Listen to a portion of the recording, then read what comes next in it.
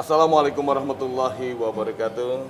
Selamat berjumpa kembali pemirsa dalam Risalah Iman El Sinta TV bersama saya Komarudin Ibnu Mikam. Dan pemirsa, hari ini kita akan membahas soal dakwah Islam dan perbaikan bangsa bersama narasumber kita hari ini, yakni Kiai Haji Dr. Rainul Balad. Beliau adalah Ketua Dewan Dakwah Provinsi Jawa Barat. Assalamualaikum Pak Kiai. Waalaikumsalam warahmatullahi Apa kabar, sehat ya? Alhamdulillah sehat ya. Iya Pak Kiai, silakan tentang bagaimana dakwah itu berpengaruh atas perbaikan akhlak bangsa. Silakan Pak Kiai. Ya, bismillahirrahmanirrahim. Assalamualaikum warahmatullahi wabarakatuh. Waalaikumsalam. Alhamdulillahilladzi arsala rasulahu bil huda wa dinil haq liyudhhirahu 'ala dini kullih wa kafa billahi syahida. Asyhadu an la ilaha illallah wa asyhadu anna Muhammadan abduhu wa rasuluhu alladzi la nabiyya ba'dah. Alhamdulillah pada sore hari ini kami berada di Dewan Dakwah Kota Bekasi dalam satu acara yang digagas oleh Radio El Sinta, yaitu berbicara tentang bincang dakwah ya. Tentang dakwah ini pada prinsipnya dalam ajaran Islam ya, dan sebetulnya agama lain juga sama punya konsep dakwah masing-masing ya. Iya. Tentu saja apa sih makna dakwah dalam konteks agama Islam? Bahwa dakwah itu adalah arti secara dasar menurut bahasa adalah da'a yad'u ya. Itu mengajak. Mengajak kepada apa? Kepada kebaikan dan juga mencegah dari kerusakan. Dalam bahasa Al-Quran ada dalam surat Ali Imran ayat 103, A'udzubillahi minasyaitonirrajim, wal takum minkum ummatu yad'una ilal khairi wa ya'muruna bil ma'ruf wa yanhauna 'anil munkar wa ulaika humul muflihun. Dan hendaklah kamu menjadi umat yang menyeru kepada kebaikan dan mencegah kepada kemungkaran, dan mereka itulah orang-orang yang mendapat keberuntungan. Jadi inti awalnya adalah mengajak, menyeru secara bahasa. Kemudian dalam terminologi Islam, dakwah mengajak kepada apa? Tentu saja dalam keyakinan umat Islam ya. Pertama, dakwah kepada yang disebut terkenal dalam bahasa kita adalah rukun Islam. Dakwah kepada pertama syahadat ya, kemudian setelah itu menegakkan sholat ya, kemudian mengeluarkan zakat ya. Ini sudah berhubungan dengan masyarakat umum ya. Kalau syahadat berarti kan ucapan dua kalimat syahadat. Kemudian menegakkan sholat bagi kaum muslimin, kewajiban. Kemudian mengeluarkan zakat. Nah, zakat ini kan ada hubungan dengan kepentingan sesama manusia, bukan hanya khusus untuk umat Islam. Kemudian tentu saja misalnya saum di bulan Ramadan. Ini juga ada kepentingan bagi masyarakat umum. Kenapa dengan saum seseorang bisa merasakan bagaimana orang-orang yang miskin itu kelaparan. Dan tentunya ibadah haji. Kemudian yang kedua, dakwah utama bagi seorang muslim itu adalah mengajak kepada rukun iman. Rukun iman, iman kepada Allah, kemudian kepada malaikat, kepada kitabnya, kepada para nabi, kemudian kepada yaumil akhir, kemudian juga beriman kepada syar al khair atau takdir. Juga tentu saja menuju kepada ihsan. Ihsan itu adalah seolah-olah engkau melihat Allah dalam beribadah. Kalau engkau tidak melihatnya, ingatlah bahwa Allah itu melihat engkau. Ini dalam terminologi Islam. Dalam bahasa yang lebih luas, dakwah itu apa sih? Dakwah itu adalah at-taghyir, perubahan. Perubahan dari sesuatu yang tidak baik menjadi baik. Mana yang paling istimewa yang dibawa oleh Nabi Muhammad SAW berdakwah? Memperbaiki apa? Memperbaiki akhlak. Ya, kita sudah tahu ya, bu istu diutamima makarimal akhlak. Aku diutus kata Nabi SAW untuk memperbaiki akhlak. Akhlak itu apa sih? Perilaku, kebiasaan kesehari-harian. Ya, tentu saja dalam masalah ini kebiasaan sehari-hari itu bisa dalam bentuk individu ya, sebagai individu, bisa dalam bentuk keluarga, dalam bertetangga, bermasyarakat, berbangsa dan bernegara. Ini awal. Nah, dari penjelasan Pak Kiai, saya berkesimpulan bahwa dakwah itu bukan hak prerogatif dari dai saja, atau hanya ustadz aja nih yang berhak berdakwah. Semua orang bisa berdakwah karena niatnya tadi melakukan sesuatu demi perbaikan ke arah yang lebih baik begitu. Bukan gitu, Ustaz? Ya, betul. Dakwah itu bukan monopoli seorang ustadz, seorang kiai saja. Walaupun tentu harus ada syarat mempunyai ilmu, ya, karena tidak boleh seseorang berdakwah tanpa ilmu. Maka syaratnya tetap ada bahwa apa yang harus dia dakwahkan adalah sesuatu yang sudah dia ilmui. Jadi sebelum mengajarkan, sebelum berbicara, sebelum mengamalkan, dia punya ilmu dulu. Maka dalam ajaran Islam, seseorang itu pertama punya kewajiban itu setelah beriman itulah berilmu. Maka satu-satunya kewajiban dalam Islam yang tidak dibatasi oleh ruang dan waktu adalah mencari ilmu. Saya mencari ilmu dimanapun bisa. Hari ini saya dapat ilmu dari ustadz, dari bapak-bapak, dari ibu di sini, gitu kan. Nah, jadi ilmu, dengan ilmu itulah nanti dia bisa berdakwah dengan benar. Sebagaimana Nabi SAW sampaikan juga, orang berdakwah itu harus paham juga dengan audiensnya, orang yang diajaknya. Nabi menyebutkan bahwa katakanlah oleh kamu sesuatu sesuai dengan kadar kemampuan orang yang kamu ajak bicara itu. Jadi jangan berbicara yang terlalu tinggi kalau di masyarakat umum, ya. Tapi kalau di kalangan pemerintah juga harus sesuai dengan pola pikir pemerintah, dalam artian mana yang baiknya tentu didukung, mana yang kurang baiknya diperbaiki bersama. Nah, ini dakwah. Dalam Islam, pekerjaan yang paling istimewa itu adalah berdakwah. Kalau tadi surat Ali Imran menyampaikan adalah bahwa hendaklah kita menjadi orang yang menyuruh kepada kebaikan, perbaikan, ya, perbaikan apapun. Dakwah itu ada perubahan tadi. Perubahan dari sesuatu yang tidak baik menjadi baik. Nah, Nabi SAW menyampaikan kepada kita bahwa berdakwah itu posisinya adalah yang paling terhebat. Dalam surat Fussilat, Allah Subhanahu wa taala menyampaikan, A'udzubillahi minasyaitonirrajim, wa man ahsanu qaulan mimman da'a ilallahi wa amila sholiha wa qala innani minal muslimin. Siapakah perkataannya yang lebih baik dibandingkan orang, ya, yang mengajak kepada kebenaran, ya, itu mengajak kepada kebaikan, dan dia juga melakukan amal soleh, ya, dan mereka itulah orang-orang yang mendapatkan keberuntungan. Nah, itu. Jadi beriman, berilmu, kemudian mengamalkan. Betul. Gitu. Ya. Nah, ini kan andai semua orang melakukan dakwah, itu artinya semua orang itu melakukan perubahan ke arah kebaikan, Pak. Silakan Pak Kiai. Ya, kita bisa bayangkan ya, kalau ternyata setiap kita itu melakukan perbaikan dalam segi sektor apapun. Pertama di keluarga. Seorang ayah, dia selalu melakukan kebaikan, mengajak kebaikan kepada keluarganya. Seorang ibu juga mengajarkan kebaikan ya dalam kehidupan pribadinya dan kehidupan bermasyarakat. Maka ketika dia keluar rumah pun akan melakukan perbaikan. Begitu juga penguasa atau pemerintah ketika memerintah masyarakatnya, kalau dia untuk kebaikan, maka itu akan memperbaiki masyarakat pada umumnya. Ya. Baik, terima kasih. Kita kembali ke sesi kedua, tetaplah di Risalah Iman El Sinta TV.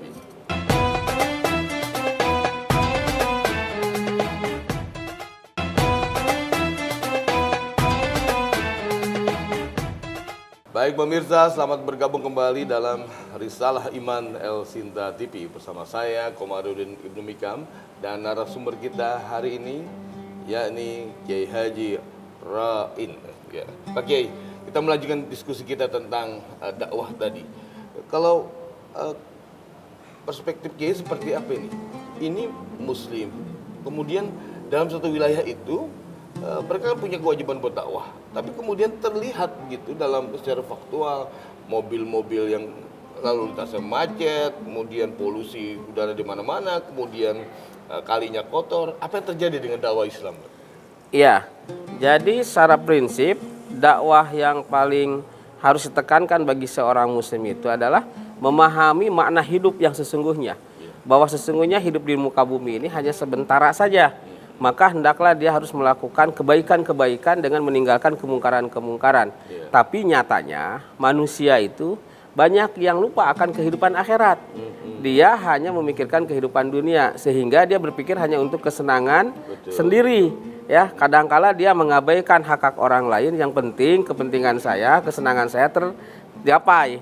Nah, untuk itulah maka dakwah datang itu mengingatkan kepada manusia bahwa hidup di muka bumi ini sementara. Maka dia akan dibatasi dengan umur, ya. Nah, ketika menjalani kehidupannya ini, ya, mulai dari kecil sampai dewasa, kalau ditakdirkan sampai dewasa, dia itu banyak perannya.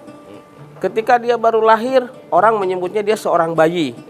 Kalau seorang bayi belum punya kewajiban apa-apa, dia hanya sebatas diasuh, dibesarkan oleh orang tuanya. Tapi begitu si anak ini sudah menjadi mau masuk angka anak 10 tahun, dia sudah menjadi anak bukan bayi lagi. Nah, kemudian menjelang akal balik, maka dia sudah menjadi seorang remaja, pemuda, akal balik, dia punya kewajiban. Kewajiban seorang anak kepada orang tuanya. Kalau tadi kan kewajiban orang tua kepada anaknya, sekarang kewajiban orang tua anak kepada orang tuanya. Di saat bersamaan dia sekolah, dia sudah menjadi siswa, maka ada kewajiban sebagai siswa kepada gurunya. Kalau tadi gurunya sebagai pengajar, dia punya kewajiban sebagai guru bagi murid-muridnya. Tambah dewasa, akhirnya dia menikah. Dia menjadi seorang suami, punya kewajiban sebagai suami kepada istrinya. Di saat bersamaan dia punya kewajiban kepada ayah ibunya sebagai anaknya. Dia juga menjadi suami atau istri bagi pasangannya. Plus kalau punya anak, peran dia sudah menjadi anak, menjadi orang tua, menjadi suami atau istri. Plus di saat bersamaan dia sudah di luar rumah, dia punya pekerjaan. Dia punya pekerjaan menjadi karyawan, dia menjadi pekerjaan sebagai polisi misalnya, sebagai abdi hukum, sebagai ahli hukum, sebagai ekonom, pedagang, semua. Nah tentu saja dalam Islam itu semua ada kewajiban dan haknya. Nah dalam hal apapun ada. Kalau dalam hal pekerjaan berarti dia hubungannya sebagai karyawan dengan atasannya. Nah kalau misalnya dalam kehidupan bermasyarakat, pola hidup ya. Pola hidup termasuk tadi misalnya disebutkan bagaimana ini jalan sembraut segala macam. Nah sebetulnya ketika di dalam jalan umum, dalam Islam itu ada, harus didakwahkan. Ada hak-hak pengguna jalan. Sampai hak pejalan kaki pun dalam Islam itu ada ya. Setiap jalan, misalnya Nabi menyebutkan, hendaklah kalian memperhatikan hak-hak pengguna jalan. Maksud Nabi apa? Kata Nabi, jangan kau mengganggu orang yang sedang berjalan. Ya, jangan kau ngobrol di pinggir jalan sehingga orang terganggu. Apalagi kalau di jalan raya. Di jalan raya, terus juga di Indonesia, di negeri kita ini kan sudah ada aturan-aturan dalam melaksanakan kehidupan di jalan raya. Bukan ya. hanya ngobrol, memang Bukan, buka betul. toko ya, di trotoar. Apalagi ini ya, buka toko di trotoar. Ini kan jelas melanggar. Bukan hanya aturan negara, tapi aturan agama pun sebetulnya itu adalah dilanggar. Nah untuk itulah dakwah ini tadi yang disebutkan tadi, kenapa sekarang perilaku manusianya itu, padahal Indonesia itu mayoritas beragama Islam kan? Tapi kenapa sih kadangkala pelakunya juga beragama Islam? Karena tadi sebagian besar kita kadangkala berdakwah itu hanya dalam sifat-sifatnya ta'abudi. Ta'abudi itu fikihnya fikih sholat saja, fikih saum saja, fikih haji saja. Nah belum sampai kepada bagaimana fikih berwarga negara. Sebagai warga negara itu apa sih kewajiban dan haknya dalam pandangan Islam? Kalau negara sudah punya aturannya. Nah begitu juga ketika diamanahi tadi ya, diamanahi menjadi seorang, misalnya seorang penguasa, menjadi pengelola negara. Nah di tingkat RT, RW, lurah sampai ke dari kepala desa, dari camat sampai menjadi presiden, semua itu ada koridornya, hak dan kewajiban. Hak kewajiban sebagai penguasa, hak kewajiban sebagai rakyat, semua ada. Nah itulah yang sebetulnya kenapa kalau tadi disebutkan belum banyak terrealisasi, karena memang kadangkala dakwah kita juga masih parsial. Hanya yang masih bersifat seperti hak-hak yang hak individu saja. Belum bicara yang lebih luas lagi tentang hak bermasyarakat, berbangsa dan bernegara lebih jauhnya. Iya, artinya dakwah demi perbaikan bangsa gitu. Dan hari ini yang kita sedang diskusikan ya, bagaimana misalnya dakwah ini sanggup menciptakan masyarakat yang adil dan makmur gitu. Nah, bisa sampai ke arah sana? Tentu saja tadi ada dalam konteks Islam itu kewajiban berzakat, infak dan sodakoh. Itu kan hubungannya adalah diberikan dari orang-orang kaya kepada orang-orang yang miskin. Nah ini kan tentu saja harus ada aturan dan manajemennya. Makanya disebut ada undang-undang zakat di negeri kita ini kan. Sebetulnya kalau dilaksanakan ya sesuai dengan aturan-aturannya, itu dalam konteks Islam itu penguasa itu berhak untuk untuk membentuk pengelola zakat, bahkan membentuk menteri khusus mengelola zakat.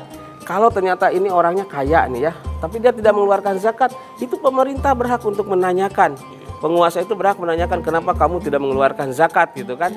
Maka di situ ada nisab dan haul. Kalau di negara kan sekarang pajak gitu kan. Nah kalau orang yang membangkang terhadap pajak kan bisa diberi hukuman. Nah sebetulnya penguasa bisa aja melakukan itu dalam hal zakat. Karena dengan zakat itu sebetulnya betul-betul bisa memakmurkan masyarakat. Ya, yang miskin kan kalau di dalam Islam ada 8 asnaf ya penerima zakat itu. Nah tentu saja dengan cara itu masyarakat akan terayomi dengan masalah ekonominya, terbantulah dalam kehidupan sehari-harinya. Ini baru satu contoh ya bagaimana dakwah Islam di bidang ekonomi sanggup mendongkrak perekonomian dari masyarakat, menciptakan masyarakat sejahtera. Gitu. Belum lagi dalam konteks hal lain ya, misalnya kesehatan fisik, jasmani, itu juga dakwah Islam bekerja atau efektif untuk memanfaatkan itu. Ya tentu saja dalam Islam itu kan hal-hal yang sifatnya kebutuhan. Tahan dulu Pak Kiai, karena kita akan masuk pada sesi ketiga. Jangan kemana-mana di Risalah Iman El Sinta TV.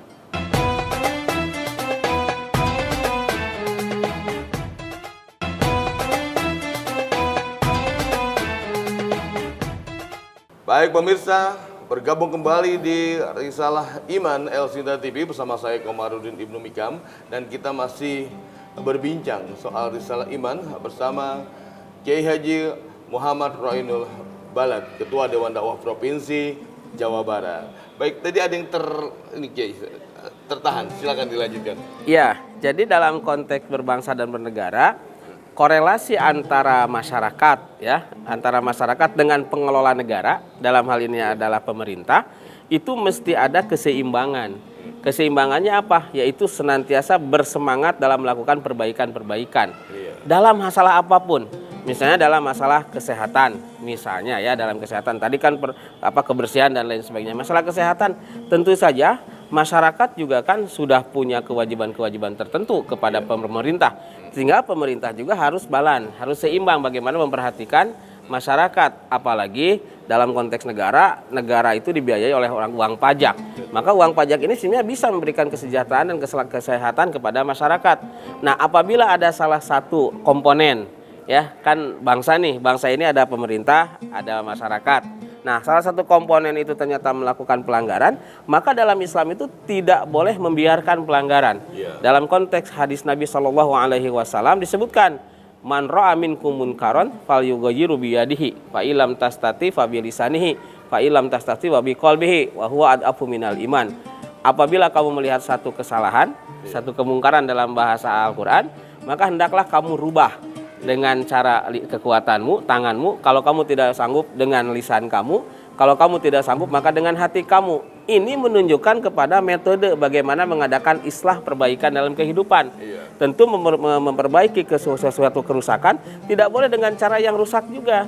Jangan sampai niatnya ingin memperbaiki kerusakan malah tambah rusak dengan cara yang kita tidak pahami. Maka harus ada ilmu-ilmu tersendiri bagaimana cara memperbaiki kehidupan ini, baik memperbaiki masyarakatnya ataupun memperbaiki pengelola negara ini.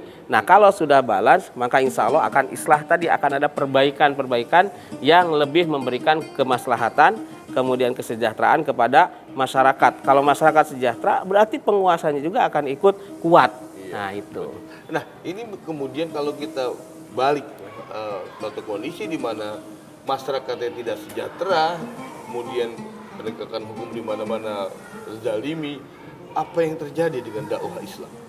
Ya, jadi bukan kemungkinan Nabi SAW menyampaikan kepada kita, ya, bahwa rusaknya dakwah itu pertama adalah adanya perubahan niat dalam berdakwah. Oh, niat. Nah, jadi sebetulnya kan dakwah itu niat. Niat dakwah itu niatnya perbaikan, ya. Jadi kalau Dr. Muhammad Nasir, pendiri Dewan Dakwah itu menyampaikan, hendaklah dakwah itu muncul atau dilaksanakan karena ada dorongan dari dalam. Dorongan dari dalam itu berarti betul-betul motivasi dari dalam ingin perbaikan. Dan jangan karena ada tarikan dari luar. Nah, kalau tarikan dari luar, misalnya kamu berdakwah seperti ini, nanti kami kasih hadiah ini. Dakwahnya jangan ngomongin ini, nanti kamu kasih ini. Nah, ketika sudah begitu, ada perubahan niat. Nah, kalau ada perubahan niat itu tentu nanti substansi dari hasil dakwah juga akan berubah. Tidak sebagaimana yang diharapkan dalam Al-Quran dan hadis. Betul. Setelah niat, apalagi yang harus dipersiapkan untuk dakwah Islam efektif ini? Ya, pertama niat, kedua metode tentu. Metode dakwah yang harus dipahami oleh juru dakwah. Ya, makanya juru dakwah harus mempelajari ilmu dakwah dalam artian yang sesungguhnya sebagaimana yang disampaikan dan dicontohkan oleh Nabi SAW. Dari mana? Maka Nabi memberikan metode dakwah pertama adalah dimulai dari diri pribadi. Ya, dimulailah dari diri pribadi. Ibda binafsika, kata Nabi. Mulai dari diri kamu pribadi. Perbaikan apapun, perbaikan diri kita, perbaikan keluarga kita, perbaikan di lingkungan kita. Buang sampah, jangan ngasih contoh buang sampah sembarangan. Kesehatan harus dijaga, jangan minum minuman keras, jangan mabuk-mabukan, jangan memakan yang haram. Semua agama sama itu kan, semua untuk kebaikan jasad kita. Dalam masalah pemerintahan, kalau kita melihat sesuatu yang tidak baik, kurang baik, sampaikanlah dengan cara baik. Tadi Nabi menyebutkan kalau memang kamu punya kekuatan, Pak RT bisa dengan jabatan RT-nya mengajak masyarakat supaya meninggalkan kemaksiatan. Pak Menteri dengan jabatan menterinya, Pak Presiden dengan jabatan presidennya. Kalau memang tidak punya itu, punya lisan kita. Lisan dan tulisan memperbaiki. Jangan sampai kita niatnya memperbaiki, tadi saya katakan malah datang ke mafsadatan atau kerusakan yang lebih besar. Nah, kalau memang tidak kuat juga, ya sudah, hati kita mengingkari kemungkaran itu, dan itu selemah-lemah iman kata Nabi Shallallahu Alaihi Wasallam. Semoga kita tidak termasuk yang itu. Niat, metodologi, ya, metode, gitu, dan ini kan juga menjadi complicated ya, atau misalnya kompleks gitu ya, bagaimana metodenya untuk mengarahkan sebuah dakwah begitu. Nah, sebagai pimpinan organisasi juga melihat bagaimana metode dakwah dalam sebuah organisasi ini. Ya, metode dakwah sebagai sebuah organisasi tentu saja metodenya itu adalah semangat kebersamaan. Jadi bagaimana dakwah bisa dilaksanakan dengan baik kalau di dalam organisasi sendiri itu masing-masing punya metode, kemudian masing-masing dengan alur pikirannya sendiri. Nah, maka kalau dalam organisasi harus sama, disamakan dulu persepsinya, kemudian caranya bagaimana, maka akan terjadilah dakwah yang betul-betul dirasakan manfaatnya untuk semua, ya. Nah, ini kalau dalam organisasi, apalagi mau memperbaiki di luar. Nah, pertama kan diperbaiki dulu di dalamnya ukhuwahnya nih, persaudaraan Islam yang antar pengurus saya. Nah, kalau sudah di internal pengurusnya sudah sama, maka dia mulai bisa ngajak orang lain. Secara lembaga dia lebih kuat kan dibandingkan pribadi. Itulah kata Nabi, dakwah bersama-sama itu lebih baik dibandingkan dakwah pribadi-pribadi. Nah, kalau sudah dakwah bersama-sama, maka dia akan lebih kuat, dia lebih mudah juga menyampaikan hal-hal positif kepada berbagai bidang, ya, kepada orang-orang yang memegang kepentingan. Nah, itu. Nah, setelah niat metode, adakah hal yang ketiga?